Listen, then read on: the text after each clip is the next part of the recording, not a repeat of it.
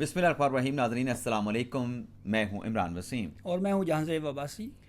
नाज़रीन, आज के प्रोग्राम में हम बात करेंगे जो कल सुप्रीम कोर्ट की जानिब से मखसूस नशिस्तों का जो फैसला दिया गया है। इस फैसले के हवाले से कुछ चीज़ें सामने आई हैं, हमने कुछ स्टडी की है। बिल्कुल, और बिलखसूस ये सवाल बहुत अहम है कि सुप्रीम कोर्ट के 8 जजों ने अक्सरियत के साथ ये एक अपना व्यू तो दिया है, लेकिन सवाल ये है कि इम्प्लीमेंट कैसे होगा। इस फैसले में नाज़रीन बज़ाहिर जो हमारे पास ये डॉक्यूमेंट्स मौजूद हैं, दो अलग अलग ये पेपर हैं, इससे बज़ाहिर ऐसा लगता है कि फ़ैसला जो सुप्रीम कोर्ट की जानिब से दिया गया है उसमें चंद बुनियादी गलतियां हैं। और उन गलतियों की रोशनी में जहांज़ेब अब्बासी साहब, आपको क्या लगता है? देखिए, उन गलतियों की रोशनी में बिल्कुल ये बात क्लियर है कि ये फ़ैसला जब इम्प्लीमेंटेशन के प्रोसेस में जाएगा तो बहुत ज़्यादा दुश्वारियाँ सामने आएंगी। और बिलखसूस सुप्रीम कोर्ट ने वो रिलीफ दिया जो मांगा ही नहीं गया था, लेकिन अब आगे चल के इसके ऊपर जब ये इम्प्लीमेंटेशन का प्रोसेस सिलेक्शन कमीशन में आएगा तो फिर क्या होगा, ये वो सवालात हैं जिसके ऊपर आज हम डिटेल से बात करेंगे और अपने नाजरीन को बताएंगे कि किस तरह से ये वो उम्मीदवार जो खुद कह रहे थे कि साडा तल्लुक सुन्नी इत्तेहाद कौंसल ना ले, और वो जो दुश्वारियां हैं वो कॉन्स्टिट्यूशन और जो कानून है उसकी अमलदारी के हवाले से हैं।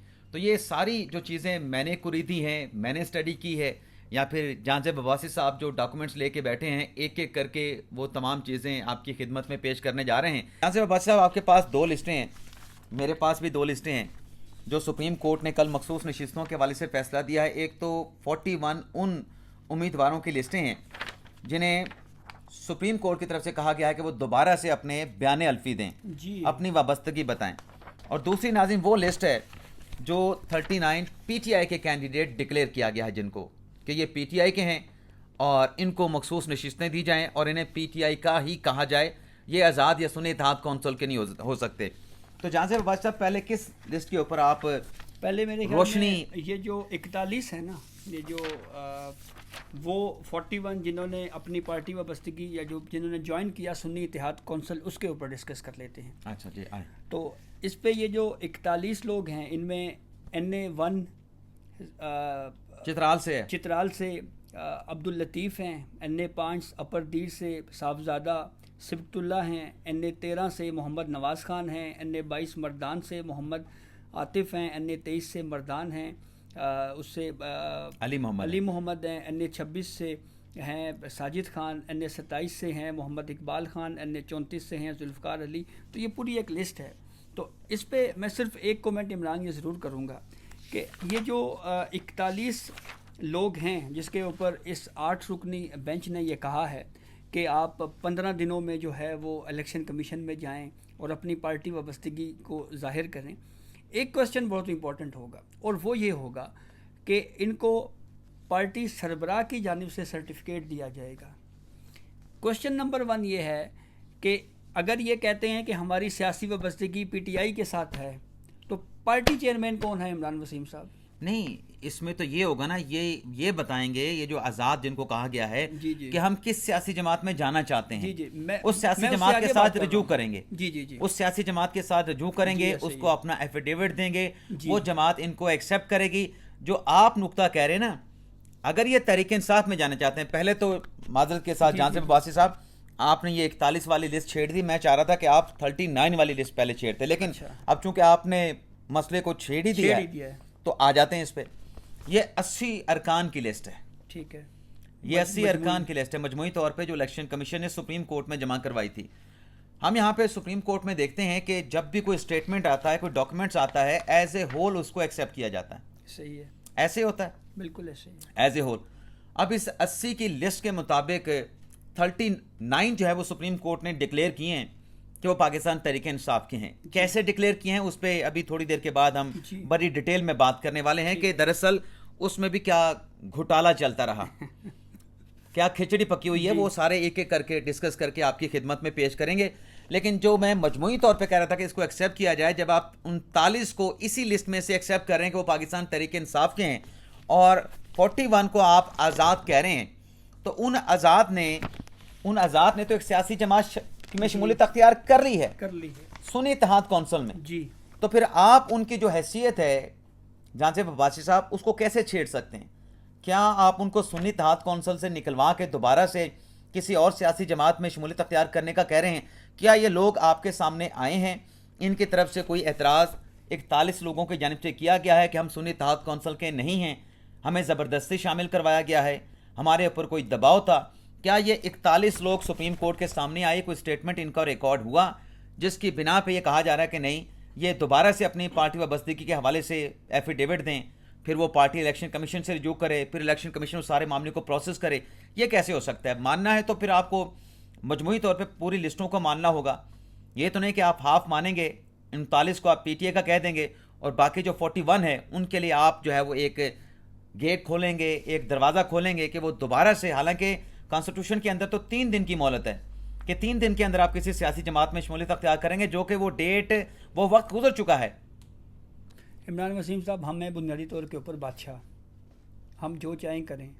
हम चाहें तो ये कह दें कि ये 80 के 80 जो हैं वो आज़ाद हैं, हम चाहें तो ये कह दें कि ये 80 के 80 ना सुन्नी इत्तेहाद कौंसिल के हैं, ना पीटीआई के हैं, बल्कि JUIF के हैं। जज्बाती ना हो सर, मैं आपको जज्बाती ना हो, मैं आपको हिस्ट्री बताता हूँ, हम चाहें तो ये भी कह सकते हैं कि जो वोट, मैं इसलिए कह रहा था जज्बाती ना हो, ये हमारा कोई पर्सनल मैटर नहीं है। सर, मैं आपको हिस्ट्री से बता रहा हूँ ना जी, हिस्ट्री से बता रहा हूँ। हम कास्ट करदा वोट को ये भी कह सकते हैं कि इनको शुमार ही ना किया जाए, ठीक है ना। हम ये भी कह सकते हैं कि 62(1)(f) में ये नहीं लिखा हुआ था कि नाअहली की मियाद कितनी है, हम ये भी कह सकते हैं कि नहीं जी, नहीं, नाअहली ताहयात होगी। तो भाई हम तो कुछ भी कह सकते हैं ना जी, हमारे पास नहीं तो फिर आप वो नहीं, फिर आप ये कोड कर रहे हैं तो फिर वो भी तो बताएं ना। हम तो ये भी कह सकते हैं जनाब सबी साहब, आपको 3 साल के लिए इजाज़त है, आप कॉन्स्टिट्यूशन में जो मर्जी अमेंडमेंट कर लें। तो क्या पहले नहीं किया? ओहो, हमने तो मार्शलाओं को कहा कि आपने हमसे क्या मांगा है कि आप हमारे इकदाम की तौसीक करें कि मार्शल लॉ जायज़ है। उन्होंने कहा नहीं, आपने थोड़ा मांगा है। हम न सिर्फ आपके मार्शल लॉ को वैलिडेट करते हैं, बल्कि उसके साथ साथ की बात कर रहे हैं, बहुत सारे हुए हैं। ये नहीं, ये पर्टिकुलर जो आप बात कर रहे हैं, ये कौन से मसला की बात कर रहे हैं? मैं आपके सामने एक और पॉइंट रखूंगा। ये 99 में जफर अली शाह वाली जो पिटीशन तो आई, जफर अली शाह, तो ये तो केस तकरीबन कोई मिलता जुलता एक ही नोयत का हो जाता है। यहाँ पे सुन्नी इत्तेहाद कौंसिल नशिस्तें मांगनी आई थी, नशिस्तें तहरीक इंसाफ को मिल गई। वहाँ पे जफर अली शाह आया था मार्शला के खिलाफ डिक्लेरेशन लेने के लिए, कहा कि आइन में जिस तरह की तरमीम करना चाहें वो भी कर सकते वो हैं। बजाय इसके कि दरखास्त गुजार के हक में फैसला होता या उसके खिलाफ होता, वो परवेज़ मुशर्रफ के हक में फैसला हो गया। बिल्कुल बिल्कुल ऐसे ही है। तो अब मेरे ख्याल में इस यहाँ से शुरू कर लिया जाए फिर, आपकी इजाज़त से।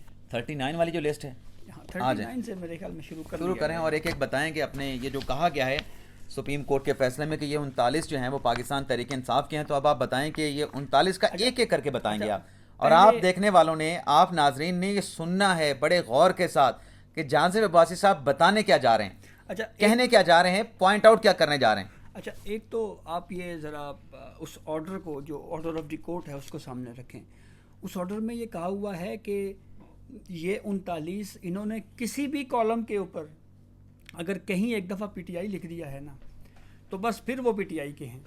अच्छा, हाँ, ये बिल्कुल ये लिखा गया कि अगर उन्होंने अपने नॉमिनेशन पेपर में सिर्फ पीटीआई लिख दिया है और पीटीआई किसी भी कॉलम में लिख दिया है, मिसाल के तौर पे जो पार्टी से एफिलेशन का कॉलम होता है, आपने सिर्फ लिख दिया है पीटीआई, लेकिन आपने उसकी वाबस्तगी का सबूत नहीं दिया, उस पार्टी ने आपको सर्टिफिकेट नहीं दिया कि आप उसकी पार्टी के हैं, आप उस पार्टी के नहीं, यानी पीटीआई के हैं या पीटीआई के नहीं हैं, और साथ में डिक्लेरेशन भी सेक्शन 66 का नहीं आया, उसके बावजूद भी, यानी ये जो कानूनी तकाजे हैं इलेक्शन एक्ट के, ये पूरे अगर नहीं हुए, महज अगर एक साफ कागज़ पे एक कॉलम के अंदर ये लिखा गया है कि ये पीटीआई के, उनको पीटीआई का कंसीडर कर लिया जाए। अब एक एक करके बता भी दें कि आप अब पहले क्या निशानदेही करना चाहते हैं। जी, पहले तो चलते हैं जी NA2 सवात 1 के ऊपर जी, ठीक है। अमजद अली खान है जी यहाँ पे रिटर्न कैंडिडेट, इन्होंने ज्वाइन की थी सुन्नी इत्तेहाद कौंसिल जी, कागजात नामजदगी इन्होंने जमा करवाई, फिर इन्होंने एक स्टेटमेंट जमा करवाया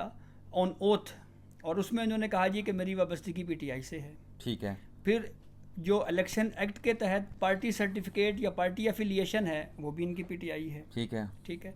फिर उसके बाद इन्होंने एफिडेविट दिया सेक्शन 66 के तहत, उसमें भी पीटीआई कह दिया, ठीक है। फिर इन्होंने इंतखाबी निशान के लिए दरखास्त दी, और उसको कैटल दे दिया गया।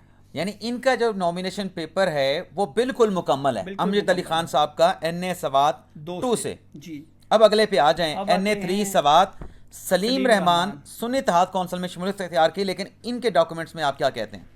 इनमें इन्होंने जो स्टेटमेंट नॉमिनेशन पेपर्स में जमा करवाई ऑन ओथ, उसमें कहा जी पीटीआई से हूँ, नंबर 1।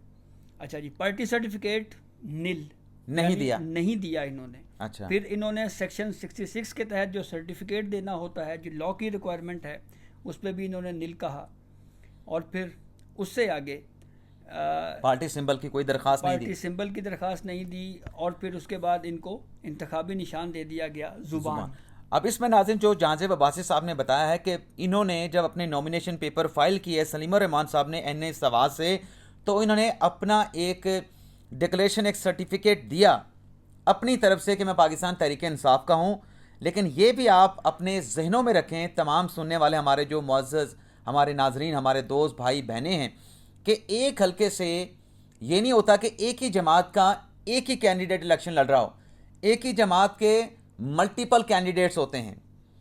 तमाम अपने उन नॉमिनेशन पेपर में लिखते हैं कि मैं पाकिस्तान तहरीक इंसाफ का हूँ, या मैं उसमें एक नवाज का हूँ, या पीपल्स पार्टी का हूँ। एक से ज़्यादा होते हैं, लेकिन कंसीडर वो होता है उस जमात का कैंडिडेट जिसको उस जमात की तरफ से पार्टी सर्टिफिकेट दिया जाए कि ये हम सर्टिफाइड करते हैं कि ये हमारी पार्टी का कैंडिडेट है और ये हम इसको टिकट भी दे रहे हैं। टिकट भी दे रहे हैं। और फिर वो सेक्शन 66 का इलेक्शन एक्ट के तहत अपना एफिडेविट डिक्लेरेशन भी जमा कराता है। तो ये जो सलीम रहमान साहब हैं, इन्होंने लिखा तो है, अपने तौर पे बताया तो है कि पीटीआई से हैं, लेकिन कोई सबूत पार्टी वाबस्तगी का नहीं दिया, कोई डिक्लेरेशन नहीं दिया, कोई टिकट नहीं दिया कि इनका ताल्लुक पाकिस्तान तहरीक इंसाफ से है। अगले पे आ जाएं जनाब। अब आते हैं NA 4 सवात से सुहेल सुल्तान।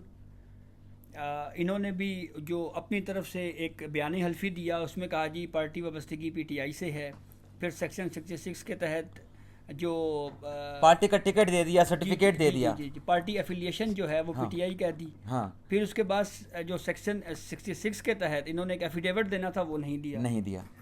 नहीं तो दिया। ये तो कानूनी रिक्वायरमेंट्स है ना जांजिब अब्बासी ये साहब। वो कानूनी रिक्वायरमेंट है जो पूरी नहीं की गई, लेकिन सुप्रीम कोर्ट ने कर दी है ना रिक्वायरमेंट खुद। नहीं, चलो सुप्रीम कोर्ट का तो जाहिर सी बात है, वो तो सुप्रीम कोर्ट का एक फैसला है ना, लेकिन हम अब इस पे तो बात कर सकते हैं। अब कुछ हम स्किप करके आगे आते हैं। 41 अगर हम देखने लग जाएं तो मेरे ख्याल से बात बड़ी लंबी हो जाएगी। अब यहाँ पे आ जाते हैं, ये जो 7 के ऊपर है NA 17 एबटाबाद से अली जदून हैं, अली खान जदून। ये क्या कहते हैं? ये कहते हैं जी बड़ी अजीब सूरत हाल है यहाँ पे, तो दिलचस्प सूरत हाल है। हाँ, इन्होंने जो ऑन ओथ डिक्लेरेशन दिया है उसमें कह रहे हैं कि मैं पीटीआई से भी हूँ और प्लस आज़ाद भी हूँ। अच्छा, लेकिन से आगे तो असल खबर है। सुने ना, आगे इन्होंने जो पार्टी सर्टिफिकेट है वो भी नहीं दिया, एफिडेविट भी नहीं दिया।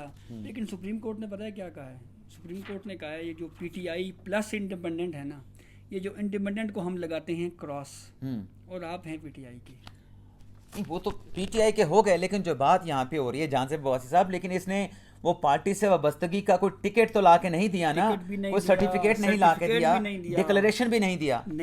अब आप आ जाएं इसी तरीके से नंबर 10 पे और नंबर 11 पे। एक मर्दान का है मुजाहिद अली, NA 21 और NA 24। ठीक है। 10 नंबर सीरियल पे NA 21 है, 11 नंबर सीरियल पे NA 24 है। एक मुजाहिद अली हैं, दूसरे अनवर ताज हैं। इन दोनों की तरफ से अपने जो खुद से इन्होंने स्टेटमेंट दिया, उसमें इन्होंने लिखा पीटीआई। अब जब वो एक कट ऑफ डेट होती है ना, वो इलेक्शन शेड्यूल में बाकायदा तौर पे जारी होती है कि आप इस डेट तक अपनी पार्टी वाबस्तगी का सर्टिफिकेट लेके आएंगे, आप अपना टिकट जमा कराएंगे। तो उस कट ऑफ डेट तक इन्होंने कोई पार्टी का टिकट नहीं दिया, ना इनको किसी सियासी जमात ने अपनी जमात के साथ मुंसलिक होने का सर्टिफिकेट दिया, और ना ही इनकी तरफ से जो एक डिक्लेरेशन होता है सेक्शन 66 का, वो भी इनकी तरफ से जमा नहीं कराया गया। आगे आ जाते हैं, हम देखते हैं सीरियल नंबर 17 NA 33। इस पे आप बताएं जी। पहले सीरियल 14 पे ना देख लें। चलें 14 देख लें। सीरियल 14 है NA 30 पेशावर। यहाँ पे हैं शानदाना गुलजार खान साहिबा। ठीक है, ये तो बड़ी प्रोमिनेंट है पाकिस्तान तहरीक इंसाफ की। 14। हाँ, ठीक है। अच्छा जी, इन्होंने एफिडेविट दिया कि जी पीटीआई से हूँ, और जो पार्टी सर्टिफिकेट इन्होंने दिया सेक्शन 66 के तहत, उन्होंने कहा जी कि मैं पीटीआई से भी हूँ और पीटीआई नज़रियाती से भी हूँ। यानी एक ही वक्त में दो सियासी जमातों के जी, क्या दिए इन्होंने पार्टी एफिलिएशन जो सर्टिफिकेट थे वो 2 दे दिए हैं। और फिर उसके बाद आगे जो मतलब 2 सर्टिफिकेट, एक तहरीक इंसाफ का, एक पाकिस्तान और एक तहरीक इंसाफ नज़रियाती नजरियाती का ला के दे दिया, लेकिन डिक्लेरेशन कोई नहीं दिया कि मैं किस सियासी जमात से हूं, दोनों से हूं या एक से हूं। जी, तो यहाँ पे फिर सुप्रीम कोर्ट ने पीटीआई नजरियाती को तो काटा लगा दिया उन्होंने ना। काटा लगा दिया, उन्होंने कहा नहीं पीटीआई से। ठीक, अच्छा, आगे आगे चलें जी। ये 16 वाला देखेंगे आप। जी, NA 32 पेशावर आसिफ खान। हम्म, अच्छा जी, इन्होंने ये भी नहीं बताया कि ये किस पार्टी से नॉमिनेटेड हैं हाँ, कागजात नामजदगी में। यानी खुद अपने आप को नॉमिनेट हाँ, करना होता है खुद ना। को नॉमिनेट इन्होंने जो बयानी हल्फी के तौर पे जो ओथ कमिश्नर के सामने या एक ओथ दिया जाता है बयानी हल्फी की सूरत में, उसमें इन्होंने ब्लैंक छोड़ा। हाँ, फिर उसके बाद पार्टी सर्टिफिकेट इन्होंने दिया सेक्शन 66 के तहत पीटीआई का, और फिर जो डिक्लेरेशन या एफिडेविट है वो भी पीटीआई का दिया। हाँ, ये तो ठीक हो गया ना। जी। फिर आज़ाद में भी अगर आप ये खड़े होते हैं NA 18 मिस कर गए हैं। 38। NA 38 करक हाँ, शाहिद खान। हाँ, बताएं बताएं जी, बताएं। इन्होंने खुद कहा पीटीआई से हूँ, सर्टिफिकेट दिया पीटीआई नजरियाती का, लेकिन डिक्लेरेशन में ये खामोश रहे, नील। अब ये सीरियल नंबर 20, 21, 22 और 23 पे 4 एक साथ हैं। अच्छा, अब ये भी सिर्फ खुद इन्होंने दावा किया, इनका खुद का दावा है कि मैं पाकिस्तान तहरीक इंसाफ का कैंडिडेट हूं। जी, आगे की सूरत हाल बताएं, आगे नाम बताएं, हल्का बताएं, बड़े प्रोमिनेंट इसमें रहनुमा हैं तहरीक इंसाफ के। ये NA 20 NA 41 लकी मरवत से शेर अफजल खान, ये वही शेर अफजल मरवत है ना जी। वही तो इन्होंने खुद कहा पीटीआई से हूँ, पार्टी सर्टिफिकेट और एफिडेविट में इन्होंने टिकट शिकट कुछ नहीं दिया, कुछ भी नहीं, ना खामोशी। सर्टिफिकेट दिया, ना टिकट दिया, ना डिक्लेरेशन दिया, जी, और फिर- ना ही इलेक्शन सिंबल मांगा। ना ही सिंबल मांगा। फिर उसके बाद आ जाते हैं हम नेक्स्ट पे, और ये है NA 83 उसामा अहमद मीला हाँ, मीला या मेला जो भी या समझ मेला जी। इन्होंने कहा जी मैं पीटीआई से हूँ, ना पार्टी सर्टिफिकेट दिया और ना ही जो डिक्लेरेशन एफिडेविट है वो दिया। NA 84 सरगोदा से शफकत अब्बास, कहा मैं पीटीआई से हूँ। अगले दोनों कॉलम्स में इन्होंने कह दिया जी के नील और फिर नील। फिर इसी तरह से NA 95 फैसलाबाद से अली अफजल शाही, इन्होंने कहा मैं पीटीआई से हूँ, फिर ना पार्टी सर्टिफिकेट दिया और ना ही सेक्शन 66 की जो रिक्वायरमेंट थी वो इन्होंने पूरी की। इसमें जो जहाँ से बासी साहब, मैंने जो थोड़ा सा जो अंदाज़ा लगाया था कि 3 फॉर्म सिर्फ ऐसे हैं जिसमें पीटीआई के जो उम्मीदवार हैं उनकी तरफ से मुकम्मल फॉर्म जो है वो फिल किए गए हैं। सिर्फ 3 ऐसे फॉर्म हैं जिसमें वो तीनों जगह पे टिकट्स भी दे रहे हैं, सर्टिफिकेट भी दे रहे हैं, डिक्लेरेशन भी दे रहे हैं, और कोई 16 एक ऐसे हैं, 39 में से 16 ऐसे हैं जो अपना डिक्लेरेशन तो दे रहे हैं, खुद तो कह रहे हैं, दावा कर रहे हैं कि हम तहरीक इंसाफ से हैं, लेकिन उनका जो सेक्शन 66 का जो आपने सर्टिफिकेट देना है, आपने पार्टी वाबस्तगी का सर्टिफिकेट देना है, पार्टी का टिकट देना है, तो इन 17 का कुछ नहीं दिया गया। अच्छा, कुछ भी नहीं दिया गया।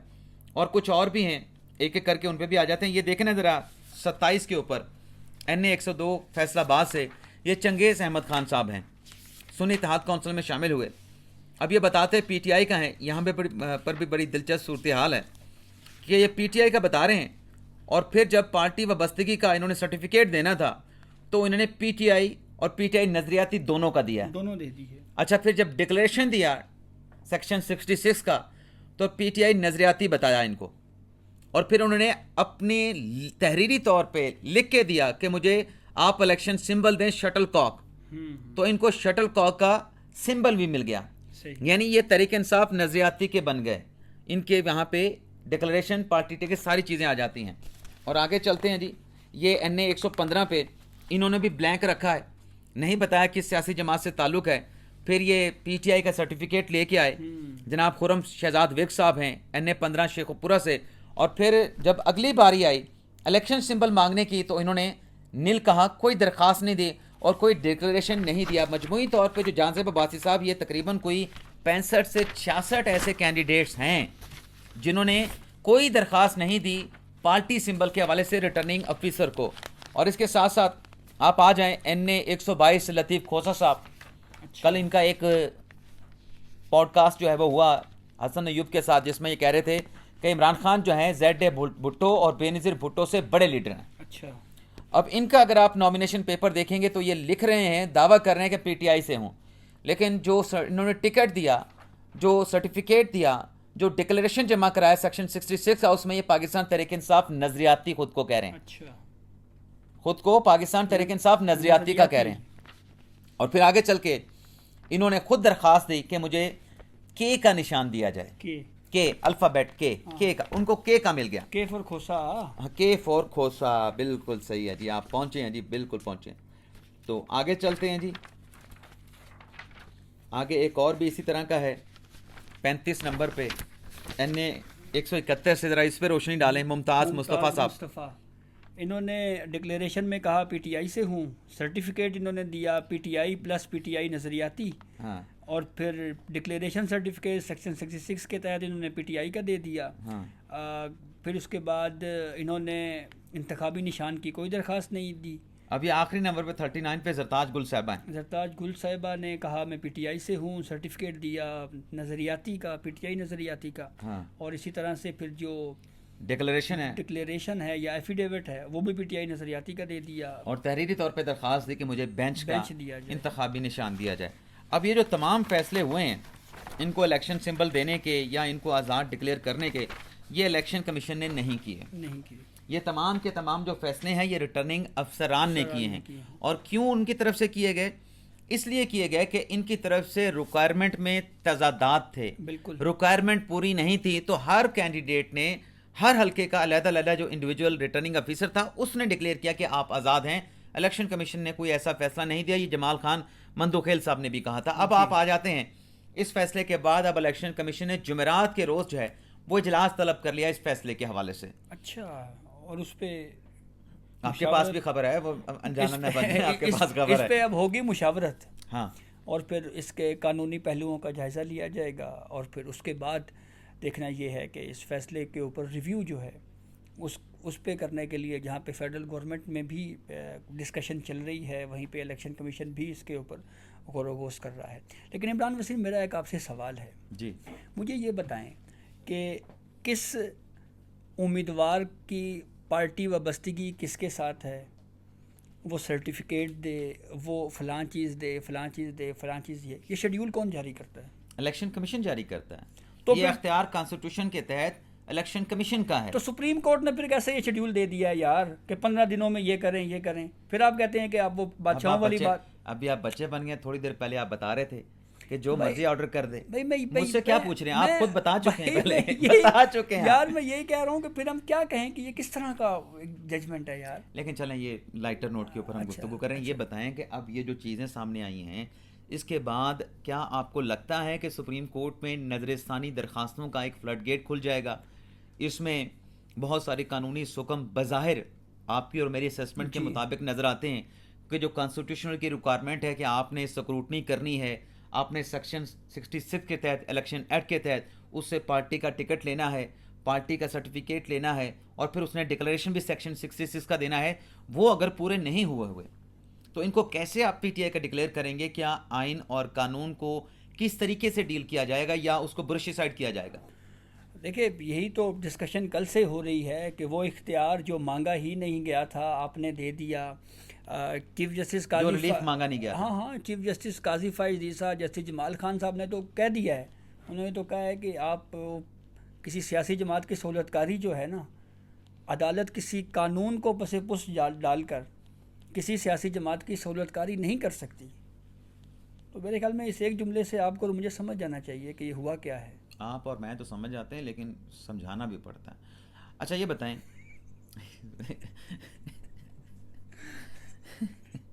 यार ऐसे किस बात पे आप हंसने वाली तो कोई गल नहीं, ऐसे ही आप मासूम बन जाते हैं। कोई मैंने बात पूरी कर दी और आप कह रहे हैं लोगों को समझाने।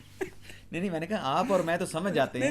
लेकिन सब समझ गए हैं, वो सब समझ गए हैं। अच्छा ये बताएं, अब इसके ऊपर अगर क्लैरिफिकेशन चाहिए हुई कि भाई इनके तो ये चीज़ें पूरी नहीं है, कागज़ ही पूरे कोई नहीं, तो वो कागज़ लेने के लिए सुप्रीम कोर्ट से रिव्यू करेंगे इलेक्शन कमीशन इनके कागज़ पूरे करने के लिए, या फिर इन लोगों से पूरे करेंगे, भाई अपने कागज़ पूरे करो? देखे ना, और शेड्यूल तो गुजर चुका है, अब दोबारा से ये नया शेड्यूल कोई जारी करने की तैयारियां मेरे ख्याल में सुप्रीम कोर्ट के ज़रिए सुप्रीम कोर्ट ने की हैं कि नवा शेड्यूल जारी करो। अच्छा, आपको मैं एक चीज़ जो शुरू में मैंने आपको कहा था कि अब जब ये लोग जाएंगे और कहेंगे जी कि आप हमें पार्टी सर्टिफिकेट दें कि हमारी वाबस्तगी फ़लाँ पार्टी के साथ है, रिक्वायरमेंट तो यही है ना। तो असूल तो यही है कि जो पार्टी का सरबराह है वो लिख के देता है जी कि हाँ जी ये आप इस पार्टी से हैं, पार्टी सरबराह सर्टिफिकेट देता है ना, और कहता है जी कि ये फ़लाँ बंदा है, ये ए है, ये हमारी पार्टी से वाबस्ता है। हाँ, तो पार्टी सरबराह केड़ा है? पार्टी सरबराह तो सारा क्वेश्चन है, पाकिस्तान तहरीक इंसाफ का बुनियादी ढांचा है ही नहीं। ना चेयरमैन का पता है इलेक्शन कमीशन के रिकॉर्ड में, ना कोई चेयरमैन है, ना सेक्रेटरी जनरल है, ना कोई और ऑफिस बेरर है, तो फिर कोई भी नहीं है। फिर इस फुर के बाद फिर ये भी सवाल आता है ना कि आप ये भी बताएं ना, सुने ना, अब दांत नहीं निकाले, सुने। फिर ये जिस नॉमिनेशन पेपर के ऊपर ये गए, उस वक्त भी तो पीटीआई का कोई स्ट्रक्चर नहीं था। ये जो टिकटें जारी, चंद लोगों की जो टिकटें जारी हुई हैं, जिन्होंने कहा कि हम पार्टी वाबस्तगी का सर्टिफिकेट लेके आए हैं, पार्टी का टिकट लेके आए हैं, उस वक्त भी ढांचा नहीं था। और अब ये जो 41 जिनको कहा गया है कि वो एफिडेविट दें कि वो किस सियासी जमात से हैं, जी, वो अगर तहरीक इंसाफ की तरफ जाते हैं तो अब तहरीक इंसाफ का अब भी उनको कौन सा एक्सेप्ट करेगा? अब भी ढांचा नहीं है। तो ये फिर तो मज़ीद कन्फ्यूजन फैलेगी। और आप ये कह रहे हैं कि इस ऑर्डर के ऊपर इम्प्लीमेंट ही नहीं हो पाएगा। मैं तो कहता हूँ सुप्रीम कोर्ट का फैसला है, मेजॉरिटी जजमेंट है, इम्प्लीमेंटेशन ज़री सी बात है कि इलेक्शन कमीशन का काम है, उसने देखना है कि इम्प्लीमेंटेबल है, इम्प्लीमेंट होगा, कैसे होगा, क्या रास्ता बनेगा। वैसे तो सुप्रीम कोर्ट ने रास्ता दे दिया है, चैम्बर में आ जाए। नहीं, चैम्बर में तो आ जाएं, लेकिन मसला ये है कि हर चीज़ चैम्बरों में हल नहीं होती, कुछ ग्राउंड में भी तो हो ना। मसलन अगर कोई ये कहे जी कि हमारी पार्टी का सरबराह नहीं है, तो क्या कहेंगे, ये भी चैम्बर में आ जाएं। तो आप क्या कह रहे हैं, फटा पड़ गया इस फैसले पे? मैं तो कह रहा हूँ कि ये कोई बहुत आसान मामला नहीं रहा। और दूसरी बात, सुप्रीम कोर्ट ने ये जो नया शेड्यूल जारी किया है कि दोबारा नॉमिनेशन पेपर जमा करवाएं, ये किस इख्तियार समात के तहत किया है? 187 के तहत ना। वो लिखा हुआ तो नहीं है ना यार, अपनी तरफ से आप कह रहे हैं 187 है। तो सर और क्या होता है जब आपके पास दरख्वास्त ये हो और आपके पास अली जफ़र इलेक्शन कमीशन में कह रहा हो, पेशावर हाई कोर्ट में कह रहा हो कि अगर ठीक है हमें नहीं मिलती, ठीक है नहीं मिलती, आप किसी को भी ना दें। और यहाँ पर भी सुन्नी इत्तेहाद कौंसिल आके कहे, वो तो यहाँ भी कहते रहे हैं सुन्नी इत्तेहाद फैसल सिद्दीकी कि ये हमारी हैं, सुन्नी इत्तेहाद कौंसिल की हैं। हाँ, और तो वेकेंट रखने की भी बात की गई। तहरीक इंसाफ और सुन्नी इत्तेहाद कौंसिल दोनों कह रहे थे या तो सुन्नी इत्तेहाद कौंसिल को दे दें, अदरवाइज उनका क्या मकसद था वो भी हमें पता है। तो फिर ये कैसे चलेंगे तहरीक इंसाफ के पास? आपको पता है ना 187 में गई है ना, जब इस पिटीशन के ऊपर कोई लिखा हुआ नहीं है ना, जो ऑर्डर ऑफ द कोर्ट है ये अच्छा, एक जुमला का लिख देते। एक बड़ी खूबसूरत जजमेंट मेरे ज़हन में आ गई है। अच्छा, वो बंदे फारिग हुए थे, हजारों मुलाजमीन, सैक्ड एम्प्लॉइज, जी, उनको बहाल नहीं किया था सुप्रीम कोर्ट ने। उन्होंने नजर सानी दायर की थी भी आपके फैसले में गलती है जी, आप इसको रेक्टिफाई कर दें। सही है। वो रिव्यू सुप्रीम कोर्ट ने डिसमिस कर दिया। ठीक है, डिसमिस कर दिया था ना। फैक्चुअली यही बात है ना कि वो रिव्यू एक्सेप्ट नहीं किया गया था, नहीं किया। उस रिव्यू के जरिए मुलाजमीन को बहाल नहीं किया गया था। लेकिन उसी केस में, ठीक है, सो मोटो उसी केस में जब फैसला रिजर्व हो गया नजर सानी पे, सुप्रीम कोर्ट ने नजर सानी पे फैसला रिजर्व कर लिया। और जब फैसला अनाउंस किया और कहा कि हम नजर सानी की दरखास्तों तो खारिज कर रहे हैं, लेकिन सो मोटो लेके इस मामले का ये मुलाजमीन की फलां कैटेगरियां इनको बहाल भी कर रहे हैं। ठीक है, वो क्या फैसला था? वो फैसला यही था ना कि हम अपनी गलती नहीं मान रहे, दरखास्तों को हम डिसमिस कर रहे हैं, लेकिन बंदे ऐसे फिर भी सो मोटेज बहाल कर रहे हैं। वो क्या फैसला था? तो ये वो 187 ही था ना, और क्या था? नहीं, तो ये कंप्लीट जस्टिस हुआ था ना। ये 8 जजों ने सो मोटो लिया है सर, सो मोटो नहीं, 187 कंप्लीट जस्टिस के लिए 187 उन्होंने इस्तेमाल किया और आर्टिकल 184(3) में रिलीफ दे दिया। उन्होंने पहले 184(3) पे सो मोटो लिया ना जी, फिर 187 का इतलाक किया। हाँ, तो यहाँ पे भी सो मोटो एक मिसाल के तौर पे मैंने आपके सामने रखा है कि यहाँ पर भी सो मोटो नहीं हुआ था, 187 में चले गए। अब 184(3) के लिए तो वो प्रैक्टिस एंड प्रोसीजर कानून बन गया है, 187 का तो कोई कानून नहीं है ना। और ये तो यहाँ पे जो 8 जज हैं इसमें तो सर वसी अख्तियारात हैं, जहाँ से बात ना भूलें, 187 में वसी अख्तियारात हैं। और इसी आर्टिकल में हवा में या नहीं, हवा में इसी आर्टिकल 187 के तहत माजी में काजी फैसी साहब ने कहा कि वो कंप्लीट जस्टिस हुए जब डिक्टेटर्स को की तौसीक की गई। अच्छा, वैसे तो इसमें तो हो सकता है ना कि ठीक है, कुछ भी हो सकता है। लेकिन वो जो सैक्ड एम्प्लॉयज़ वाला जो इन्होंने 187 पे कंप्लीट जस्टिस के नाम के ऊपर जो ऑर्डर दिया था, उस पर इम्प्लीमेंट हुआ है वैसे? आपने सुना है? आप बताएं क्या खबर है? नहीं हुआ भाई। वो एप्टीट्यूड टेस्ट की शर्तें लगा दी, वो अभी तक वो मुलाजमिन बेचारे रुल रहे हैं। मतलब आप कहते हैं 187 फैसला हुए होते अमल नहीं होता? अभी तक वो मुलाजमीन नहीं। मेरी इंफॉर्मेशन पिछले हफ्ते ये थी कि एक कंटेम्प्ट की पटिशन सुप्रीम कोर्ट में फिर आई हुई है कि इम्प्लीमेंट कोई नहीं कर रहा। मंसूर शाह साहब के पास लगी हुई थी। हाँ, मंसूर शाह हाँ, साहब ने सुनने से इनकार कर दिया। उन्होंने कहा जी उसी बेंच के सामने भेजें जिसने ये फैसला दिया था अच्छा 187 में, और मैंने तो उसके साथ एग्री नहीं किया था। अच्छा, वो बंदयाल साहब वाला। तो हम मुलाजमीन बेचारे बंदयाल साहब को कहाँ से ढूंढें? लेकिन यहाँ पे जिन लोगों के लिए 187 का फैसला हुआ है वो तो मंसूर शाह साहब को ढूंढ सकते हैं ना, वो सुप्रीम कोर्ट में बैठे हैं, सीनियर क्यों नहीं जज हैं। 3 साल आगे भी हैं ना। हाँ जी, तो 2.5 साल। जी 2.5 साल है, 3 साल। सर जब से उनका टेन्योर शुरू होगा इजाजुल हसन साहब का फायदा भी तो हुआ है ना मंसूर अली शाह साहब तो को। सर जी हाँ 3 साल हो जाते हैं। वो आप बीच में ऐड करें ना जी, उससे काफ़ी। अब क्या कहते हैं, नजरसानी कब तक आ जाएगी? ये तो लग रहा है कि नजरसानी का केस तो बन रहा है आगे, अदरवाइज के सुप्रीम कोर्ट उसको कैसे डील करती है? रिव्यू का स्कोप आप जानते हैं, लेकिन रिकॉर्ड के ऊपर बहरहाल जो हमने ये चीज़ें भी डिस्कस की हैं ये नज़र तो आ रही हैं। मेरे ख्याल में नेक्स्ट वीक तक जो है वो इस पे कोई डिसीजन आ जाना है। जुमेरात को तो इजलास बुला लेना अगले हफ्ते जी, उसके बाद ढेर सारे, मुझे लगता है कि काफ़ी ज़्यादा लोग आएंगे। फ्लड गेट पूरा खुल जाएगा, दरखास्तें ढेर सारी हैं। और फिर चलें इजाज़त लेते हैं नाजरीन से। इजाज़त। नाजरीन इजाज़त दें, मज़ीद आखिर में क्या कहना है जहाँ से बस आप कुछ ऐड करना चाहते हैं? मैं बस सिर्फ यही ऐड करूँगा कि जब अदालतें वो रिलीफ देती हैं जो उनसे मांगा ना गया हो और उसके स्कोप से बाहर निकलती हैं, तो फिर वो अदालती फ़ैसले जो हैं वो माजी में हमेशा क्रिटिसाइज़ होते हैं, और उन फ़ैसलों को हिस्ट्री यही लिखती है कि इन फ़ैसलों में आइन को रीराइट करने की कोशिश की गई है और वो रिलीफ दिया गया है जो मांगा ही नहीं गया था। और इस तरह के फ़ैसले फिर वो जस्टिस जमाल खान और चीफ जस्टिस काजी फ़ायज़ ईसा के उसे मुख्तसर इख्तलाफी नोट की सिंगल लाइन कि ये हमारा काम नहीं है बड़ा जालिम है कि सोशल किसी मीडिया, खुदा की कसम। किसी एक सियासी जमात के लिए सहूलत का। सोशल मीडिया बड़ा जालिम है जान से बबासी साहब। अच्छा, ये सोशल मीडिया इसी केस के दौरान खबरें चलाता रहा कि काजी फ़ायज़ा की इसके साथ कॉन्स्टिट्यूशनल अमेंडमेंट जुड़ी हुई है और उसमें जो जजेस की मुद्दतें मुलाजमत में तोसी होगी उसके beneficiary chief justice Pakistan justice Qazi Faiza हैं। अच्छा, जो दो हमारे साथी ये बात कर रहे थे वो खुद अपनी खबर को निगेट कर रहे थे, क्योंकि वो खबर दे चुके थे कि काजी फ़ायज़ा साहब ने हुकूमत को पैगाम दे दिया है कि मैंने एक्सटेंशन नहीं लेनी, मेरा ऐसा कोई इरादा नहीं, अगर मेरे लिए कर रहे हैं तो बिल्कुल ना करें, ये उन्होंने खबर दे दी थी। अच्छा, अब उसके बाद अपनी खबर से हटके वो कह रहे हैं कि एक्सटेंशन के बेनिफिशरी काजी फ़ायज़ा साहब होंगे, और उसमें आप ये देखें वही हमारे साथी ये बात कर रहे हैं कि जस्टिस मंसूर अली शाह ये नहीं चाहेंगे कि वो 2 साल ताख़ीर से या 2-3 साल ताख़ीर से चीफ जस्टिस बने। ये इस तरह की भी चीज़ें होती हैं जिसमें जजेस को ब्लेम किया जाता है। तो क्या ये फैसला जो हमारे साथी कह रहे थे उस एक्सटेंशन को रोकने के लिए किया गया?